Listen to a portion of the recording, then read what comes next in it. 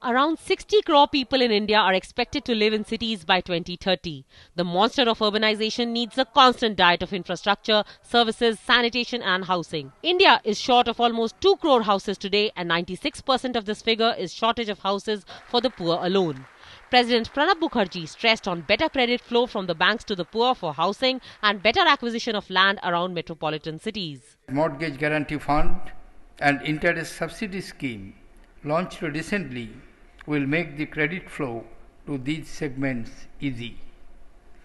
Another challenge this sector is facing the shortage of land. Land is limited and accounts for up to 90% of the cost of houses in the metros. Both the government and the private sector should look at ways to augment land supply for housing. One way may be to look at acquisition of land in adjoining areas of the urban agglomerations. The Minister for Housing and Poverty Alleviation, Ajay Maken, has asked the real estate developers in the private sector to make houses in large numbers and smaller scale so that it is a win-win situation for both the developers and the economically weaker sections of the society. The National Urban Housing and Habitat Policy of 2007 has been formulated with affordable housing for all as a goal. This policy has been a major catalyst for improvement and effective growth of our cities.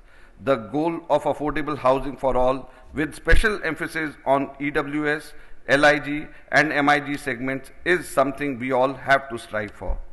The policy encourages a multi-pronged approach to tackle the problems unique to each economic segment. For 2 days, the real estate developers, builders, architects and planners are going to ponder over reducing the time taken for environmental and disaster clearances.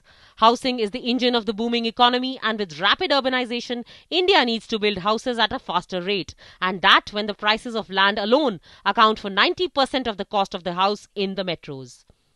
In New Delhi, this is Nandita Dagar for DD News.